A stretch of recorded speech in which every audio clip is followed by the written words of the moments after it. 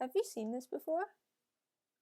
When you fix your eyes on the black dot in the middle of the picture, if you focus on it, now you should see a blue sun. But when you try and look at it, it disappears. So why is this? Hello, I'm Sophie, and you're watching The Science of It. Today, we're going to be looking at light, but not directly. But what is light? How do you make light? Is it a wave? Is it a particle? Is it energy? Is it electromagnetic radiation? Scientists have argued over this for years. But now we kind of know. Light is, in fact, all of these things. We mainly think of light as a wave, and light's energy is connected to its wavelength. So shorter wavelengths of light have more energy, and longer wavelengths of light have less energy. Light with a longer wavelength we see as red light, and if it has a shorter wavelength, we see it as violet light. And it all forms part of a spectrum, the colour spectrum, of visible light. But this is only a tiny part of the electromagnetic spectrum. Over millions of years, our eyes have evolved to detect the light that the sun emits most of, visible light. In this teeny bit of the spectrum, white light is made up of the whole colour spectrum. This means it has from red to violet, green, blue, yellow, pink, you name it. So white light hits this plant, and all the wavelengths are absorbed except green, which is reflected. And that's why we see the leaves are green. That's also why you can see the pot is orange.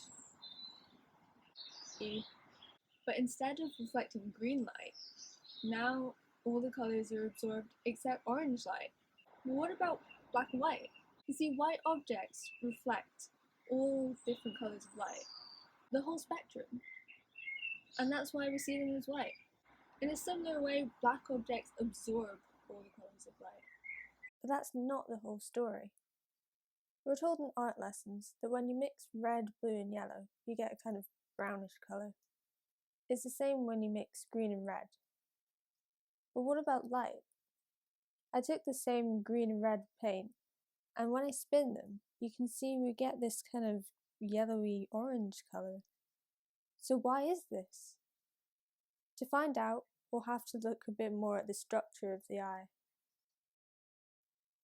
When light enters the eye, it's focused on the retina, and this is where colour perception happens. In the retina, we have two different kinds of light detecting cells: rods, which work in low light conditions, and then we have three different kinds of cones: red, green, and blue. I like to think of them as colourful ice cream cones, for no particular reason. These cones allow us to sense different colours of light, and when we see different colours, each cone sends a particular signal to the brain. But you might have noticed we don't have cones for all the different colours.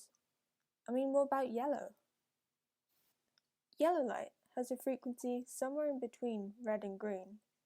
So when we shine yellow light on the eye, both red and green cones are activated and send signals to the brain. But this is the same as if we shone a mixture of green and red light on the eye. The brain receives the same signal. That's why, when we spun the red and green colours before, your brain perceived it as a yellowish colour instead of brown. This works with all three of the primary colours of light, and if you mixed green and red and blue light together, you'd see white light, just like you would if white light was shown on your eye, as all three cones are excited. In a similar way, your computer screen mixes different combinations of red, green and blue light to let you see different colours, like the yellow sun at the start of the video. What you're actually seeing is red and green pixels, but your brain perceives it as yellow. When you stare at this yellow light, your red and green cones keep responding, so become dulled over time. Then, when we switch to a white screen, all three of your cones are activated, but blue sends out the strongest signal as it wasn't excited before. and your brain is tricked into seeing a blue sun. So it's these three cones, along with different objects' ability to reflect and absorb different frequencies of light, that allow us to see the world in the colours that we do, or the colours we perceive. Because the colour spectrum could be perceived differently for different people. So your rainbow might look different to my rainbow, but we have no way of knowing. But you'll have to wait till next time to find out more about rainbows. Stay tuned for next time, where I'm going to talk about rainbows and refraction. I have a plan!